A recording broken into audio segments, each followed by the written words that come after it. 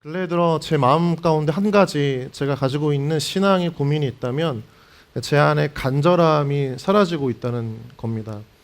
저는 오랫동안 신앙생활을 해왔습니다. 어머니 손을 따라서 7살 때부터 교회를 나가기 시작했고 성격이 되게 내성적이고 조신해서 그런지 항상 출석상과 모문상을 받았던 착한 그런 신앙인이었습니다. 그런데 오랫동안 신앙생활을 하다 보니까 제 안에 하나님에 대한 뜨거운 열정이 점점점 사라져가는 것들을 보게 되면서 신앙에 대한 간절함이, 하나님에 대한 간절함이 제 안에서 아무것도 보이지 않을 때 참 내 신앙의 바닥이 지금 바닥을 치고 있구나라는 생각들을 하게 되는 것이 요 근래인 것 같아요. 여러분, 목사라고 해서, 목회자라고 해서 늘 하나님 앞에 엎드리고 늘 간절히 그 심정이 늘 하나님을 구하고 있는 그런 마음은 아닙니다. 때때로 무뎌질 때도 있고, 그것을 넘어가기 위해서 얼마나 하나님 앞에 또 스스로를 낮춰야 하는 시간들이 있는지 아마 여러분들은 좀 잘 모르시겠지만, 오늘 그래서 함께 좀 나누고 싶었던 것은 간절함에 대한 것입니다. 간절한 사람은 그 삶의 변화를 반드시 일으키기 위해서 노력하죠. 물질에 대한 간절함이 있는 사람은 물질을 모으고요, 건강에 대한 간절함이 있는 사람은 운동을 합니다. 자기 인생에 대한 성공과 무언가 이루기 위한 성취 욕구에 간절한 사람은 그것을 위해 대가를 지불하고 희생을 합니다. 다른 말로 하면 자신의 삶의 시간들을 변화시켜 간다는 거예요. 간절함의 마음이 있으면 어쨌든 내 노력으로 무언가를 하려고 하는 열정이 끊어지지 않는 것입니다. 그래서 간절함은 때때로 우리로 하여금 어떤 무언가 성취하고 변화시키는 삶의 원동력이 되기도 합니다. 신앙도 마찬가지죠. 신앙도 우리 안에 하나님을 향한 간절함이 있어야 성숙하고 성장하는 동기가 되는 것이죠. 근데 오늘 본문을 보면 그 간절함을 가지고 있어도 뭔가 해결되지 않았던 인생의 문제를 껴안고 있었던 한 여인이 등장을 합니다. 오늘 본문을 보면 그 여인은 바로 혈루병에 걸린 여인입니다. 자신의 병이 낫기를 바라면서 온 힘을 다했지만 그러나 고칠 수 없었던, 고침받지 못했던 이 여인, 자신 안에 있던 간절함으로 무언가 원하는 인생을 살고자 했지만 그 끝에선 절망과 낙담 가운데 빠져 있었던 그 여인은 오히려 이 여인을 고치기를 원하셨던 예수님의 간절함으로 인해 그 인생이 바뀌는 것을 보게 됩니다. 오늘 여러분, 우리의 간절함이 우리의 인생을 바꾸는 것이 아니라 우리의 인생을 향한 주님의 간절함으로 우리의 인생이 바뀌어지는 은혜를 경험하기를 여러분 주님의 이름으로 축복합니다. 오늘 본문을 돌아가면서 오늘 한 여인이 등장을 합니다. 25절부터 34절에 나와 있는 혈루병 앓는 여인입니다. 혈루병이라고 하는 것은 만성 자궁 출혈병입니다. 여성 질환이죠. 한번 하혈을 시작하면 쉽게 멈추지 않는 병이기도 합니다. 더욱 안타까운 것은 이 여인이 그 병에 걸렸다는 것만이 아니라 이 병으로 인해서 남들이 이해하지 못할 굉장히 어려운 인생의 시절들을 보냈다는 것을 오늘 성경은요, 우리 가운데 먼저 보여주고 있어요. 구체적으로 알려주고 있습니다. 25절과 26절 말씀인데요, 같이 한번 우리 먼저 읽어보도록 하겠습니다. 시작. 12회를 혈루증으로 알아온 여자가 있어 많은 괴로움을 받았고 가진 것도 다 허비하였으되 아무 효험이 없고 도리어 더 중하여졌던 자에, 오늘 성경은, 오늘 하나님은 한 여인을 말씀하시면서 등장시키면서 이 여인이 지난 얼마 동안의 시간 동안 고통당했는지를 명확하게 숫자로 알려주고 계시죠. 12년이라고 하는 투병 기간이 있었습니다. 여러분, 한 달도 아니고요, 1년도 아니고 12년입니다. 여러분, 우리가 수술을 위해서 병원에 일주일 정도, 한 달 정도만 입원해도 얼마나 답답하고 짜증이 나고 불안하고 염려가 되는 마음이 클까요? 그런데 오늘 이 성경의 여인은 12년 동안 병을 앓았다라고 합니다. 저는 교구 사역을 하면서 많은 권사님들, 집사님들이 유방암, 여러 췌장암, 여러 많은 암들을 겪는 그 시간들을 보았습니다. 항암을 하고 레이저 치료를 하면서 그 기간 동안에 얼마나 감정의 기복이 심해지는지, 얼마나 마음이 불안하고 두려운지를 옆에서 지켜보았던 그런 경험들이 있습니다. 그래서 오히려 단순한 시간이 아니라 막연한 회복을 기다리며 보내야 했던 이 여인의 인고의 시간은 더욱더 우리 마음을 아프게 하는 것이죠. 이 여인은 그렇게 1년이 아니라 12년을 보내게 됩니다. 문제는 수많은 의사를 만났어요. 소망을 가지고 누군가가 자기를 고쳐주기를 바라면서 여기저기 돌아다니면서 의사를 찾았던 것이죠. 그런데 그 누구도, 그 어떤 사람도, 그 어떤 명의라고 하는 의사도 이 여인의 병을 조금이라도 낫게 하지 못했고 오히려 병세는 깊어져 갑니다. 그래서 그녀의 상태를 알려주는 그 기록이 너무나 슬프기까지 한 것이죠. 다시 한번 말씀을 좀 띄워주시면 노란색 줄로 되어져 있는 부분들이 있는데요. 우리 한번 26절에 있는 말씀 한번 다시 읽어보죠. 시작.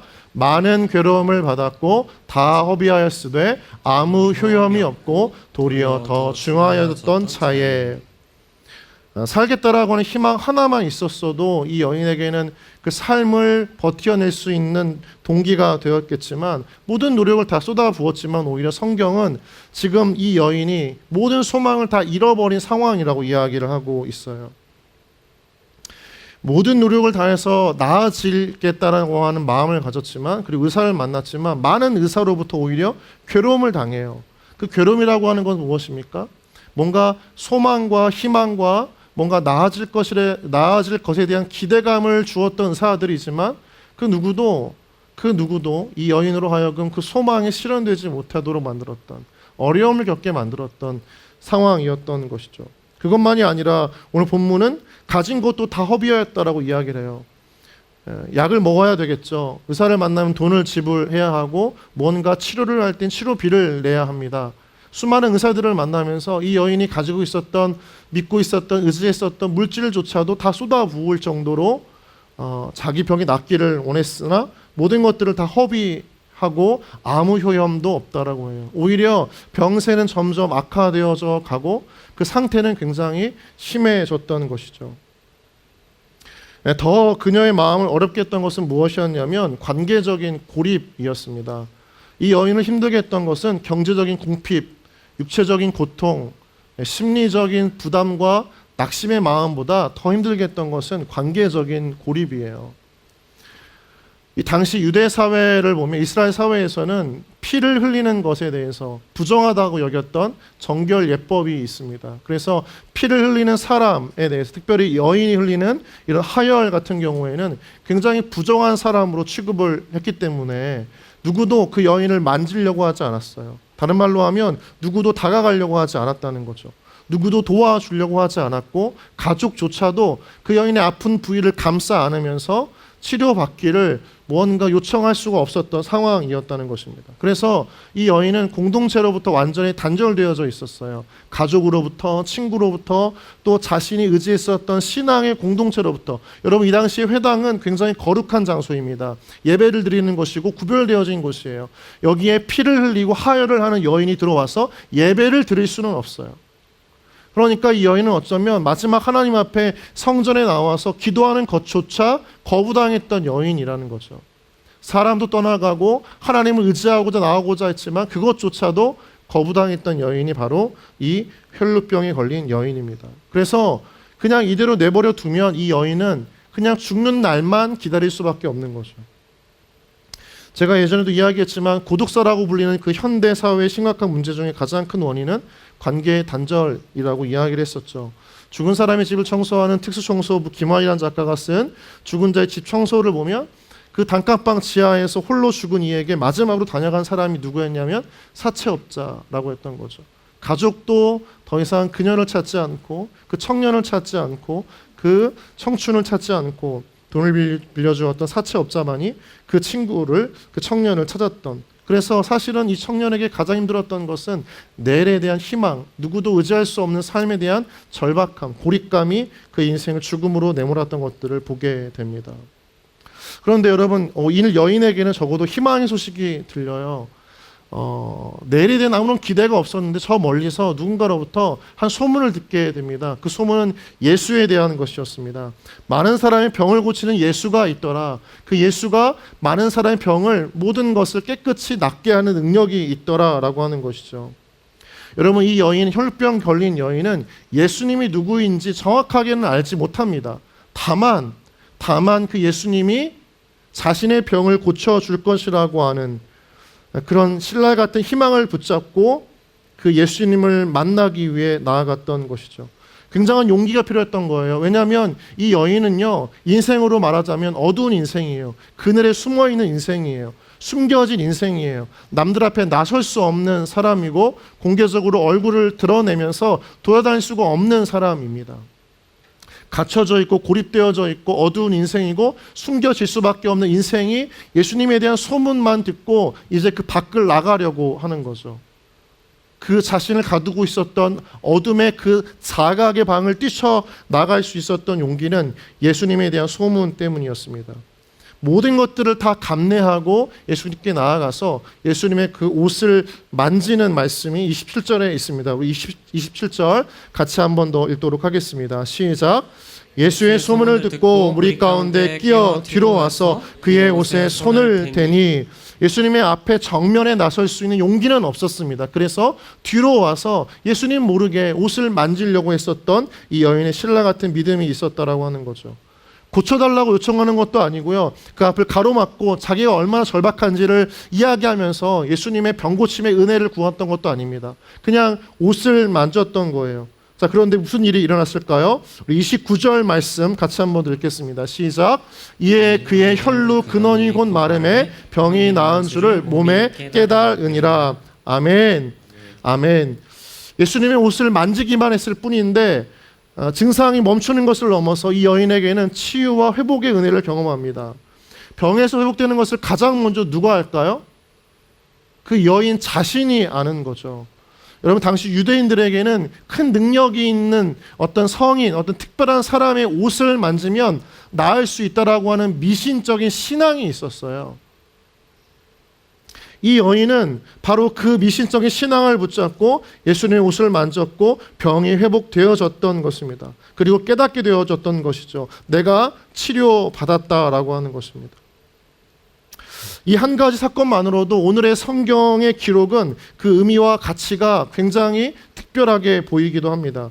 수십 년 동안 의술로 고칠 수 없었던 불치의 병을 고쳤던 예수님의 기적, 그리고 그 기적을 통해 나왔던 한 여인의 사건은 정말 어쩌면 우리 인생 가운데 내가 해결할 수 없는 문제를 해결하시는 하나님에 대한 간절히 붙잡고 싶어하는 마음의 동기가 충분하게 다가올 수 있다는 거죠. 그런데 오늘의 본문은 이 기적과도 다른, 기적보다 또 다른 숨겨져 있는 더 중요한 메시지를 담아내고 있어요. 그것은 바로 30절에 있는 말씀을 통해서 먼저 풀어가려고 합니다. 우리 30절에 있는 말씀 같이 함께 읽어보겠습니다. 시작. 예수께서 그 능력이 자기에게서 나간 줄을 곧 스스로 아시고 무리 가운데서 돌이켜 말씀하시되 누가 내 옷에 손을 대었느냐 하시니, 누가 내 옷에 손을 대었느냐 하시니, 예수님의 이 질문을 보면 정말 자신의 옷을 누가 만졌는지 몰랐기 때문에, 그때 병 고치는 능력이 나갔는데 이게 누구에게 나갔는지 모르기 때문에 많은 사람들이 들으라고 이야기를 하고 있는 것처럼 보입니다. 여러분, 그런데 정말 자신의 능력이 나간 것 또한 아시는 예수님께서 그 능력이 누구에게 나갔는지를 정말 모르고 계셨을까요? 가장 가까이서 주님을 둘러싸고 있었던 제자들조차 몰랐기 때문에 예수님도 그냥 정말 몰라서 사람들에게 궁금해서 누구냐고 물어보셨던 것일까요? 아닙니다. 주님은 단지 누군가가 자신의 옷을 만진 후 병을 고치는 능력이 나가셨다는 것까지 아셔서 단지 그 사람이 누군지를 몰라서 질문을 하셨던 것이 아니었을 것입니다. 다른 말로 하면 그 여인이 숨어있지 않고 이제 드러나는 인생, 그늘진 인생이 아니라 밝은 세상의 인생으로 나아가기를 원하셔서 그 여인을 찾고 부르셨던 것입니다. 말도 없이 옷을 만진 것을 아시고 불쾌해서 그 여인을 혼내려고 하신 것이 아니고 병을 고침받았으니 감사의 인사라도 해야 되는 것 아니냐면서 훈계라도 하시려고 했던 것이 아니라는 것이죠. 예수님이 무리 사이를 둘러보시면서 여인을 찾자 여인에게는 떨리는 마음이 생겨요. 그리고 주님 앞에 바로 엎드려서 자신이 어떻게 고침받았는지를 경험한 것들을 그대로 고백하게 됩니다. 근데 이것은 범죄 행위였던 거예요. 아까 이야기했듯이 피를 흘리는 병, 그리고 그로 인한 부정한 자는 사람들에게 접촉되어져서는 안 되었지만 그 예수님을 접촉했고 수많은 사람들로 하여금 부정한 자를 만드는 범죄자로 낙인 찍힐 수 있었던, 그래서 오히려 사람들로 말미암아 분노의 시선을 받을 수 있었던 상황 가운데 있었던 것입니다. 그런데 수많은 사람들이 어떻게 저렇게 부정한 사람이 예수께 나왔냐고, 피를 흘리며 그냥 집에서 혼자 고쳐야 되는 저 여인이 왜 나왔냐고, 어두운 인생 부정한 여인이라면 그 삶을 그대로 마감해야 되는데 왜 우리까지 부정해야 하냐라고 분노의 시선을 담아서 그 여인을 바라볼 때, 모든 사람의 시선과 이목이 그 여인에게 쏟아져 있을 때 예수님은 그 여인에게 놀라운 말씀 한 가지를 전하고 계십니다. 우리 34절 말씀 같이 한번 읽어보겠습니다. 시작. 예수께서 이르시되 딸아 내 믿음이 너를 구원하였으니 평안히 가라 내 병에서 놓여 건강할지어다. 아멘. 여러분, 이 말씀에는 이 여인의 병을 고친 것 말고도 이 여인을 위해서 하나님께서, 즉 예수님께서 주시고자 하셨던 하나님의 또 다른 은혜 세 가지가 들어있습니다. 그것이 무엇이냐면 바로 첫 번째는 딸아 부르셨다는 것입니다. 자, 한번 같이 이야기해 볼까요? 자, 딸아. 예수님께서 이 여인을 향해 부르셨던 명칭입니다. 딸아라고 하는 것은 헬라어로 바로 디가테르라고 하는 단어이죠. 이 단어는 성숙한 여자나 어린 소녀를 향해서 아버지가 그 자식을 향해서 사랑을 가득 담아서 부르는 표현입니다. 예수님께서 복음서에서 누군가를 부를 때 이렇게 이야기하시는 고백은 굉장히 특별하고 많지 않아요. 야이로 회당장의 딸을 불러 일으키실 때 그러한 표현을 하셨고요. 달리다굼이라고 하는 것이죠. 그 고백도 거의 비슷한 의미이지만 복음서에서는 거의 나타나지 않는 고백이 바로 딸아라고 하는 고백입니다. 왜 예수님께서는 이 여인에게 딸이라고 부르셨을까요? 아까 이야기했듯이 이 여인은 철저하게 관계적인 고립을 경험하고 있었던 여인입니다. 가족에게 버림받았습니다. 가족도 더 이상 이 여인을 위해 쓸 돈이 없었고 간호할 간병인의 마음도 없었고 끌어안고 그 아픔을 함께 할 수 있는 그 마음의 넉넉함도 없었습니다. 그래서 어쩌면 그의 아버지, 그의 어머니도 이 여인을 낳았던 그의 부모도 그 여인을 향해서 딸아라고 불렀던 그 사랑스러운 애칭은 더 이상 들어보지 못했던 것이 벌써 12년이 되었던 것이죠. 그래서 이 혈루병 걸린 여인은 자신은 오직 부정한 자고 죽을 수 있는, 죽음밖에 기다리지 않는 인생이라고 생각했지, 누군가의 내가 딸이구나, 내가 누군가의 자녀이구나, 누군가 나를 사랑하는 부모가 있구나라고 하는 것을 잃어버린 그 마음의 정서적인 병자였던 것입니다. 예수님께서는 이 여인의 육체의 병만 고치신 것이 아니라 딸아라고 부르시면서 그 여인이 겪었던 정서적인 결핍과 상처의 마음까지도 고쳐주시기를 원하셨던 것이죠. 예수님께서는 이렇게 이 여인을 향해 딸아 부르시는 것처럼 여러분 삶의 부모님으로부터 누군가로부터 사랑받지 못한 존재라고 여기는 지체들이 있다면 지금 성령을 통해 여러분을 향해 주님께서 이렇게 부르시는 거죠. 딸아, 네, 아들아. 여러분, 주님은 늘 우리를 향해 한없는 사랑으로 우리의 아버지요, 우리의 어머니요, 또 우리의 부모가 되어주는 그 큰 사랑으로 우리를 품으시는 하나님이신 줄 믿으시기 바랍니다. 우리 안에 있는 그 사랑의 결핍을 채우실 수 있는 분, 그것을 헤아리시고 이해하시고 또 그것을 메꾸어 주시는 분은 바로 유일한 예수 그리스도이심을 우리가 모두 믿기를 소망합니다. 두 번째로 이 여인을 향해 주님께서 고백하셨던 것은 바로 이 고백입니다. 내 믿음이 너를 구원하였다. 같이 읽어보겠습니다. 시작. 내 믿음이 너를 구원하였다. 이 여인의 믿음이 스스로를 구했다는 예수님의 말씀으로 들립니다. 이 말씀은 우리가 알고 있는 믿음과 구원의 관계를 참 다르게 보도록 하는 것 같죠. 이 말씀대로라고 하면 우리가 갖는 믿음의 크기에 따라서 하나님께서 우리 가운데 주셔야 하는 그 크기는 달라진다는 거예요. 내가 작은 믿음을 갖고 있으면 하나님이 작은 은혜를 주시고요. 내가 반대로 오히려 큰 믿음을 갖고 있다면, 강한 믿음을 갖고 있다면 하나님께서 그만큼 나에게 은혜를 주시고 뭔가 능력을 주신다는 것처럼 보여집니다. 그래서 오히려 이 말씀은 구원의 여부는 주님께 있지 않고 믿음을 키워야 할 우리, 그 믿음을 키우기 위해 노력해야 할 우리에게 있는 것처럼 보이고 있다라고 하는 것이죠. 근데 중요한 건 무엇입니까? 이 여인에게는 참 믿음다운 믿음은 없다는 거예요. 이 여인은 아까 이야기했듯이 예수님을 모르는 사람이에요. 예수님에 대했던 유일한 한 가지 팩트가 있다면 예수님이 병을 잘 고치시더라 라고 하는 아주 의사와 같은 유일한 진술 뿐이었던 거죠. 여인은 예수님의 설교를 들어본 적도 없습니다. 만져본 적도 없어요. 예수님이 어떻게 생겼는지도 보지 못했습니다. 예수님이 왜 이곳에 왔는지 이유도 목적도 몰랐지만 이 여자가 유일하게 아는 예수님에 관한 것은 예수님이 앞서서 병든 자들을 고쳐주셨고, 그리고 그 예수님이라면 자신의 병도 혹 낫지 않을까라고 하는 막연한 기대가 담긴 믿음뿐이었다라는 거예요. 우리가 하나님 앞에 신앙의 삶을 첫 시작할 때 모두가 다 그런 막연한 믿음을 가지고 시작하기도 합니다.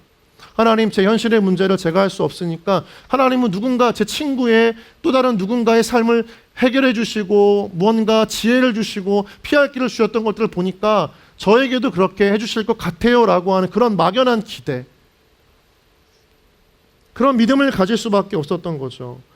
이 여인은 병원을 전전하다가 수많은 의사에게 더 이상 기대할 수가 없어서 이제 마지막 의사라고 생각했던 것이 예수님이었을 뿐입니다. 그런데 오늘 본문을 보면 굉장히 기복적이고 인본주의적인 믿음으로 비판받을 수밖에 없었던 이 여인의 믿음을 오히려 예수님은 칭찬하고 오히려 격려하시는 것들을 보게 돼요. 탓하거나 책망하거나 비꼬지 않으시고 오히려 그 여인의 믿음을 가지고 네 믿음이 너를 구원하였다 이렇게 세워주시고 축복하고 계시는 예수님을 보게 됩니다. 여러분, 이 고백은 이 여인의 믿음을 인정해 주시는 것도 아니고 그 믿음이 합당한 믿음이라고 지켜 세우시는 것도 아닙니다. 다만 주님을 깊이 알지 못함에도 가졌던 그 얕은 믿음, 자기밖에 모르는 그 이기적인 믿음, 한없이 부족해 보이는 믿음을 가지고도 주님 앞에 나올 수밖에 없었던 그 여인의 고통을 헤아리시고 주님께서 축복해 주시고 칭찬해 주셨던 것이죠. 12년 동안 성전은 고사하고 유대인들의 종교적 중심지였던 회당 근처조차 갈 수 없을 정도로 철저하게 신앙적으로 고립되어졌던 그 여인이 어떻게 믿음이 생길 수 있었겠어요? 갈 수가 없는 환경이었고 삶이었는데, 그런데 그 예수님에 대한 그 얄팍한 믿음, 그 인간적인 믿음, 굉장히 기복주의적이고 교회에서 비판받는 믿음을 가지고도 예수님은 그 여인을 칭찬하셨던 것입니다. 우리가 때론 어린아이 같은 신앙생활이 있죠.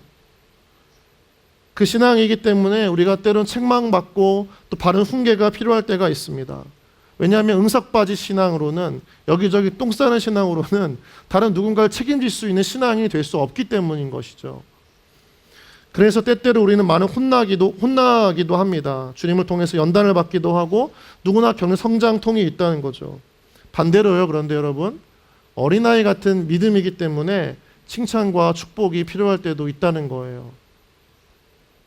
보잘것없는 얇은 또 얕은 이기적인 믿음일지라도 하나님 앞에 그 믿음을 가지고 행동할 때 그 칭찬과 축복은 그 사람이 한 걸음 더 성장하고 성숙할 수 있는 신앙의 은혜의 촉매제가 되기 때문인 것입니다.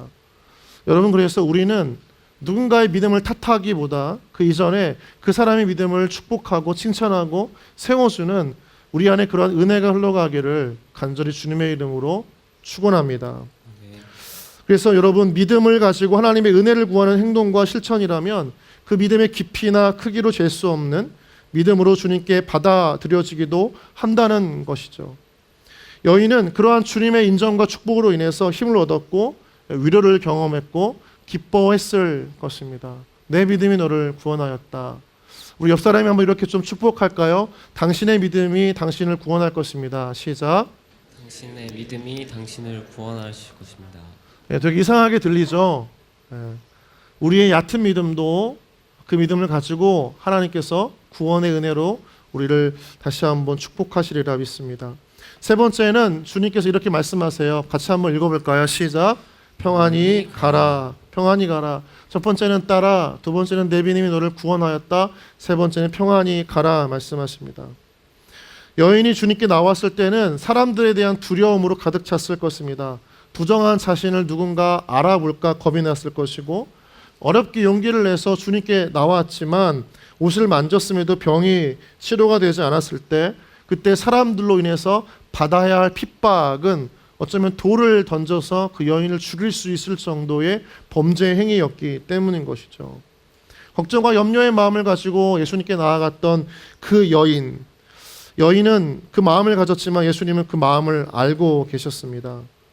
주님은 이제 병고침을 받고 자신의 삶으로 돌아가서 살아야 할 여인의 그 마음이 어떠하기를 바라셨다고요? 오늘 말씀을 다시 한번 보면 평안하기를 바라셨던 것입니다.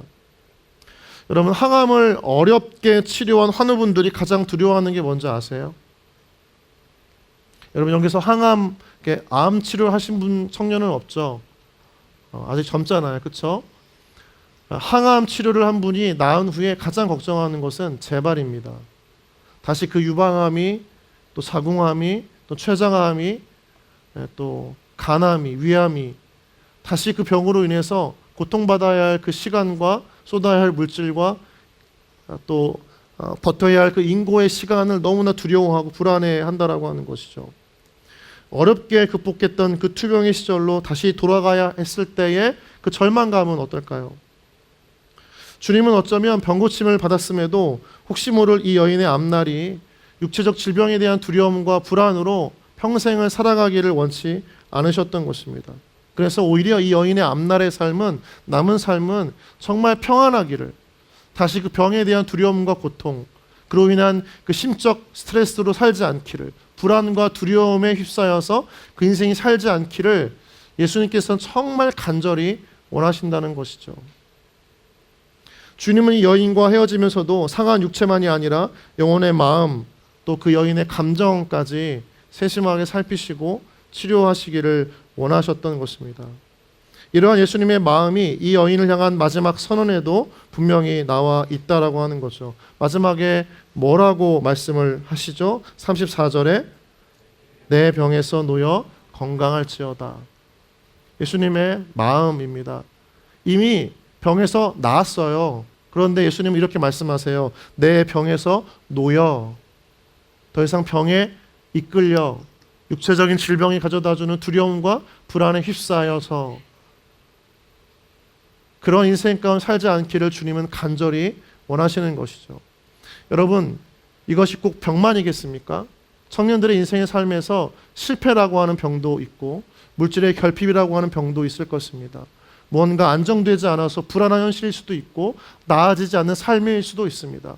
우리가 하나님을 통해서 기도하고 예배를 드리면서 뭔가 응답과 은혜를 받고 분명 확신을 경험했지만 어느 순간 되돌아서면, 시간이 지나면 그 확신은, 우리의 감정은 정말 아이스크림 녹듯이 사라지고 안개처럼 사라지면서 또다시 우리 안에 정말 하나님이 살아계신 것일까? 정말 나와 함께 하시는 것일까? 내 삶을, 내 길을 인도하시는 것일까? 정말 나는 구원받는 것인가? 라고 하는 그 두려움과 막연한 불안감이 우리의 생각과 마음을 지배할 때가 참 많지 않습니까? 주님은 다시 한번 우리 가운데 말씀하시는 거예요. 그 모든 불안과 염려에서 놓여 건강할지어다.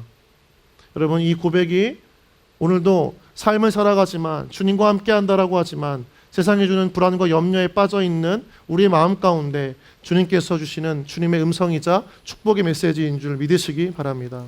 주님께서 말씀하십니다. 병에서 놓여 건강할지어다. 말씀을 맺겠습니다. 여러분, 주님은 우리의 육체 문제만을 고치시는 분이 아닙니다. 보이지 않았던, 나조차 볼 수 없었던 마음의 깊은 병까지, 말하지 못했던, 드러나지 않았던 혈루병 여인 안에 있었던 두려움과 불안의 마음까지, 그 병까지 고치시는 분이었던 것이죠. 12년 동안 모든 것이 망가졌어요. 자신의 노력으로 할 수 있었지만 도저히 나아지지 않는 인생에 그 허우적대고 있었던 혈루병의 여인이었던 것입니다. 그런데 그 모든 여인의 삶이 단 한순간 바뀌었던 것은 그가 가졌던 믿음이고 그가 가졌던 간절함 때문이 아니라 사실은 예수님께 나아갔기 때문인 것입니다. 예수님께 나아갔을 때야, 그때야 그 안에 있었던 정서적인 결핍이 채워졌고 그 안에 있던 두려움과 불안이 씻겨졌고 경험했던 공고하고 어려웠던 그 육체의 고통의 시간들, 고통들이 완전히 말끔히 사라졌던 것이죠.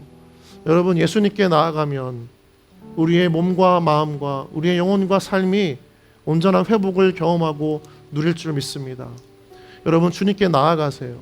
절망하고 실패할 시간이 있기보다 우리에게 더 필요한 시간은 하나님께 나아가는 시간입니다.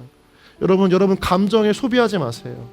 여러분, 인생의 제자리일 수 있어요. 그러나 그 제자리에 있다라고 해서 하나님께 나아가지 못하는 것은 아닙니다.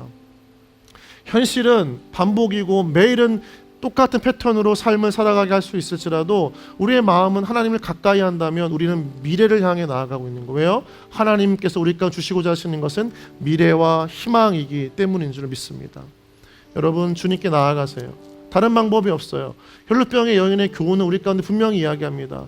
우리가 노력하고 물질을 쏟고 마음을 다해도 우리 인생에 해결할 수 없는 근본적인 문제가 있다는 거죠. 그것을 해결할 수 있는 것은 바로 예수 그리스도일 뿐이고, 바로 그 예수 그리스도를 통해서, 그 주님만을 통해서 우리에게 온전한 자유와 평안과 은혜가 이 땅에서 주어진다는 것입니다. 사랑하는 청년 여러분, 여러분이 필요한 것은 무엇입니까? 가장 크게 느끼고 있는 문제는 무엇입니까? 우리 자신이 알고 있지 못하는, 겪고 있는, 그러나 알지 못하는 몸과 마음의 병. 여러분 잘 몰라요. 그러나 그 병과 몸의, 마음의 병과 아픔으로 인해서 뭔가 불완전하고 염려된 삶을 살고 있다면 이 시간 하나님 앞에 나아가서 엎드리십시오. 주님의 옷자락을 만지는 그 은혜를 통해서 여러분의 영혼이, 여러분의 육체가, 여러분의 삶이 하나님의 그 터치를 통해 완전히 회복되어지는 치유의 은혜가, 회복의 은혜가 임하기를 다시 한번 주님의 이름으로 축복합니다.